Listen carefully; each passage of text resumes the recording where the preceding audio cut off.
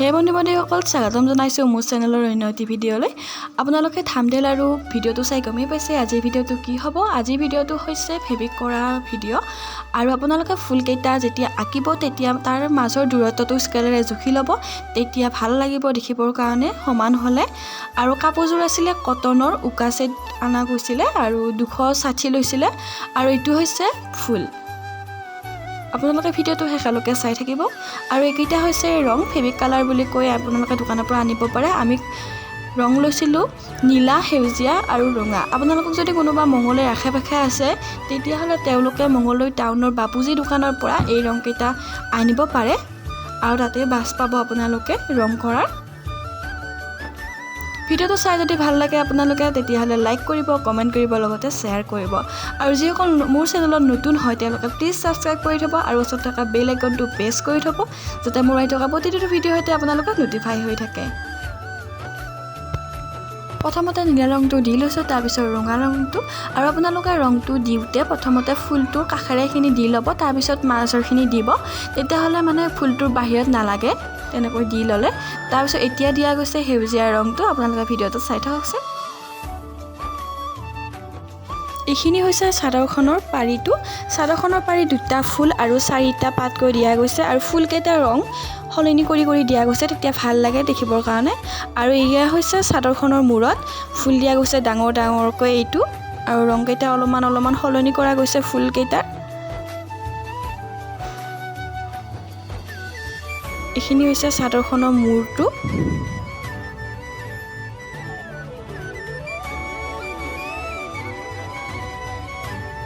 আৰু এইখন হৈছে মেখেলাখন ফেব্ৰিক কৰা হোৱাৰ পিছত চিলাই অনা গৈছে।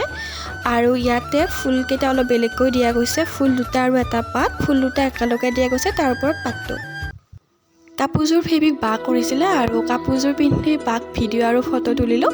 তাৰপিছত এয়াই হৈছে সম্পূৰ্ণ কাপোৰযোৰ ফেব্ৰিক কৰা। আৰু আপোনালোকে কাপোৰযোৰ নীলা ব্লাউজ বা সেউজীয়া, ৰঙা, গুলপীয়াৰো পিন্ধিব পাৰে। আৰু বা পিন্ধিছিলে নীলা ব্লাউজেৰে আৰু ধুনীয়াকৈ মিলি গৈছিলে, ভাল লাগিছে নীলা ব্লাউজেৰে পিন্ধোতে। আপোনালোকে তেনেকৈ পিন্ধিব পাৰে।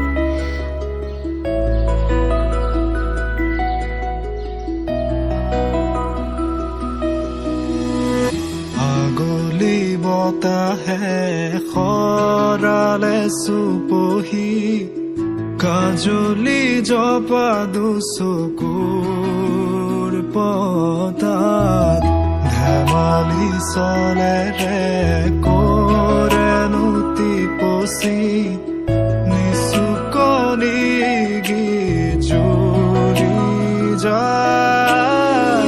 শয়নত দুটি নয়ন মধুৰ, দুগামতে আউজিলে হিৰদ, ভাগেনে চিকুনে সোণটো পনি তোমাৰ। মায়াময় উশাহৰ মেয়ানে যাযাবৰী মোৰেনো হেঁপাহত, বুটলি সামৰি তোমাৰেনো কাষৰলে উভতাই আনিলা, জীয়াই তুলিলা মোক, জীয়াই তুলিলা মোক, জীয়াই তুলিলা। এই ৰিক্ত বুকুতে বাসনা ঢালিলা, মোৰ তেজে তেজে শিৰে শিৰে বোৱালা প্ৰেমৰ অলকানন্দ।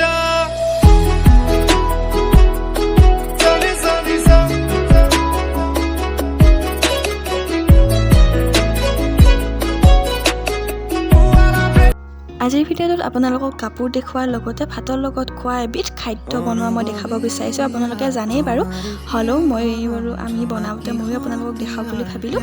এয়া দেখিছে আপোনালোকে বেহাৰখিনি গুড়া কৰি লওঁ মিক্সিত। মই আজি বনোৱা বস্তুটো হৈছে খোলহি কেনেকৈ বনাই আপোনালোকক মই আজি দেখাম। এয়া আপোনালোকে দেখিছে বেহাৰখিনি গুড়া হৈ গ'ল। এই বেহাৰৰ বটনটোত আমাৰ ইয়াতে খোলহি বুলি কোৱা হয়। ঠাই বিশেষে যিহেতু বস্তুবিলাকৰ নামবিলাক বেলেগ বেলেগ হয়, সেইবাবে বেলেগ ঠাইত কি বুলি কয় নাজানো, কিন্তু আমাৰ ইয়াতে খোলহি বুলি কোৱা হয়। তাৰপিছত কলপাতখিনি সেকি লোৱা হ'ল গেছত, যাতে কলপাতখিনি ভাজ কৰি দিওঁতে ছিঙি নাযায়, সেইবাবে জুইত সেকি লোৱা হৈছে। তাৰপিছত বেহাৰৰ গুড়াখিনিৰ লগত নিমখ আৰু খাৰ বেহাৰ যিমানখিনি গুড়া আছে সেই পৰিমাণ অনুযায়ী খিনি দিয়া হ'ল নিমখ আৰু বেহাৰ তাৰপিছত গোটেইখিনি সানি ধুনীয়াকৈ লাড়ু বনোৱা হ'ল লাড়ু বনাই কিনে এনেকৈ কলপাতত ভিতৰত এটা এটা লাড়ু ভৰাই দি গাঁঠি মাৰি থোৱা হয় আৰু আপোনালোকে এনেকৈ এসপ্তাহমান থৈ দিব থৈ দিয়াৰ পিছত বেহাৰৰ বৰ্তন হৈ যাব কলহেৰি দি এনেকৈ আপোনালোকে ঘৰতো বনাই চাবচোন